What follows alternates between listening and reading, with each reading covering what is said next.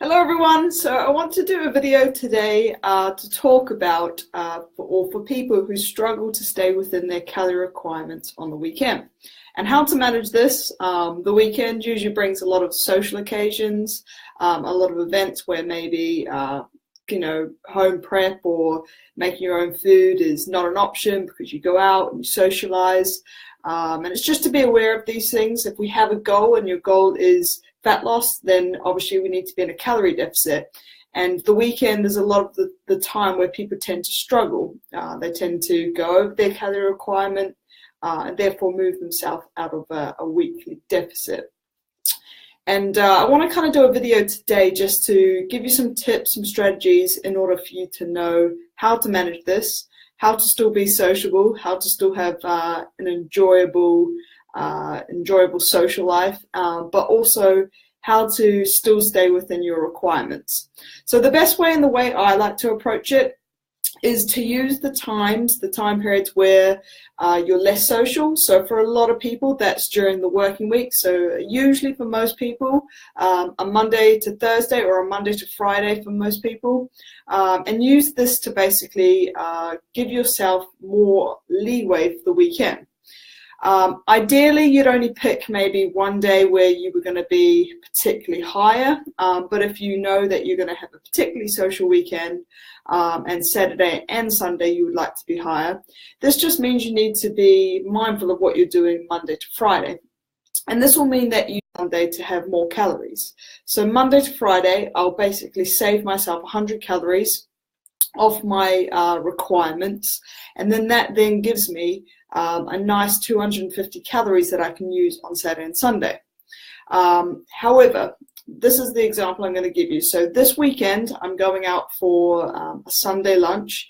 I know that this, what the menu is. Luckily, I've received the menu and I've tracked that meal already, chosen what I would prefer to eat. I've chosen that, yes, I would prefer on this social occasion to have 3 courses, because that's also another thing. Don't feel pressured by society kind of norms or family or social pressures to always have a certain or particular food, or even particularly 3 courses, for example. If you're going out and other people having 3 courses, it doesn't necessarily mean that you need to. It is always up to you. That option does always fall back on you.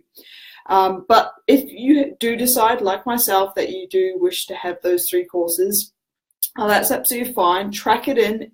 If you do know what the menu is like, or at least if you know where you're going, you can have a look on websites and check out the menu. See if MyFitnessPal does have the restaurant, because that's going to make life easier as well. That's always going to be a great benefit. Unfortunately, the restaurant I'm not going to doesn't have all the tracking ability. So I've just basically tracked it off kind of supermarkets. So it is a roast lunch that we're going to. So I've used just Tesco as a supermarket to give me values, and that's the best way to do it. And I've basically had to kind of make a conservative estimate of essentially how much things are going to weigh. So when you do make these conservative efforts as well, another tip is to make sure that you don't forget things such as maybe sauces or oils. So for example, because it's a roast dinner that I'm going to, essentially I know that they would have cooked their vegetables at least in some sort of oil. So I always track a teaspoon of olive oil, or if they're particularly greasy, 2 teaspoons of olive oil, just to make sure that I know that I'm equating for how they've cooked that food, even though I don't really know how they've cooked it. So essentially what I've done is I've tracked that meal. I now know that that meal is substantially more calories than I would normally have for a lunchtime meal. So the way I can approach this is, there are a few different strategies you can use. The strategy I always like to use, because it's the most helpful for me, because I never like to go hungry, as I'm sure everyone else is the same, is to basically save myself 100 calories over the week, so over Monday to Friday, and then basically know that I've got an extra 500 calories that I can use for that meal. Another strategy you can use, and this is very client dependent, it very much, I mean, for me personally, I tend to only use it if I have to, if I've not kind of saved the calories throughout the week. What I'll use is a form of intermittent fasting. So another tool you could do, so say my Sunday lunch, my lunch meal is going to be at midday. I know that Sunday is a day that I don't tend to get up particularly early as opposed to the working week. So I know that's going to play in my kind of advantage. So what I tend to do is, if I am going to use an intermittent fasting approach, I'd wake up maybe around 8 o'clock, have a drink. Usually I have a coffee because I feel that that helps blunt my hunger a little bit. And then I'll get out and basically stay busy in the morning, whether that be just going out for a walk, making sure I'm staying nice and hydrated. And then I would kind of start eating at that first meal. And that's when I say it's client individual basis on this one, is because you need to know how well you react for going lengths of time without any food. I know that personally, I have no kind of issues apart from a hunger issue, but I don't ever get any dizzy or faint or spells like that. But also you need to know how that will then relate to that meal. So if you can understand and know that that's not going to cause you to overconsume at that lunch meal because you've gone that long without food, then that's an appropriate tool for you. If you think that it's going to drive you to basically overconsume at that lunch meal, then you know that that tool is not going to be an appropriate way for you. And if you are someone that would overeat at that meal because you had fasted all morning, then I would recommend basically a protein approach to intermittent fasting. So have a serving of protein for breakfast. So basically something that's just pure protein but low in calories, something like a whey protein shake, a serving of total Greek yogurt, quark, anything that's essentially pretty much its only calories are coming from a protein source, because that will then keep you full in order for you to make it to your lunch meal, but they're not so ravenous that you're going to overconsume at that lunch meal. So that's another strategy. Also, because I've been able to track it prior, I then know what my restrictions are. So I kind of know how much of certain things. So it is a buffet calorie type thing. So I know, because I've tracked all my different elements, I know how many potatoes I can have, for example. And I know kind of not to, therefore, I know like to stay within my calories for that day, I need to kind of stay true to my servings when I'm actually, serving actually my meal at that approach. It's the same as well with if you're someone who likes to have a drink on the weekend.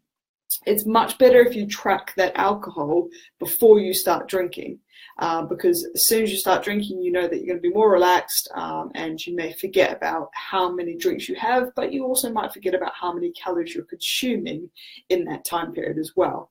And then when you go back and track it, that's when you might get the shock and be like, oh, this is going to be hard to pull back.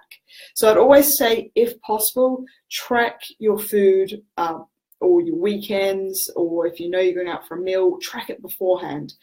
Even if it's a guesstimate, even if it's just giving yourself a little bit of an idea. Track your drinks, track your alcohol, so then you know when you need to stop. You know how many drinks you're going to be able to fit into that daily allowance. And therefore you know kind of how to space them, so you can kind of go, all right, I'm only going to be able to fit in 3 drinks, so I need to know that I can't kind of drink them all at once, otherwise I need to appreciate that, I need to spend time and enjoy them. So I'd always say kind of tip number 1 is definitely always track before you go into that meal, or before you go, before you start drinking, because straight away you know where your kind of limits are.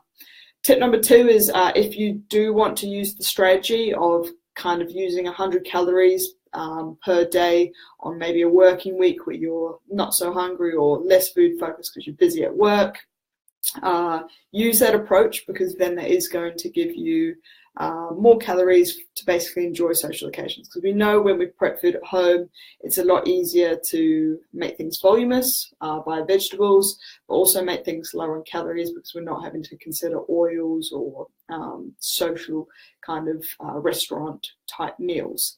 But we all enjoy kind of those restaurant type meals, so we want to use or save in those calories for the weekend where we are going to be more social. So that's kind of the 2 tips. And then the third one would be if you want to use intermittent fasting or a protein approach to intermittent fasting. So you can basically go, all right, my main or big meal, the meal that I'm going to be consuming a lot of calories on, is going to be my lunch meal. So can I get through to lunch without having consumed anything? Or can I get just have a protein hit in the morning, and therefore I can then stay sustained till that lunch meal. So that's the other approach that you can use as well. The main thing here is always to consider weekly averages. And this is a video that I'm going to be doing next week for you as well, when we come up to our first week of complete tracking. Weekly averages are the important thing. So if you have more calories on the weekend, but you balance it out by having less calories throughout the week, and you get to the end of your tracking week and you know that you've stayed within your calorie requirements, and therefore you've kept within your calorie deficit, we're going to keep progressing towards weight loss. And that's, for most people, their goal. And that's the main thing. So this is the thing, like, pick your days, pick your social occasions where you want to have more, and make it work for you.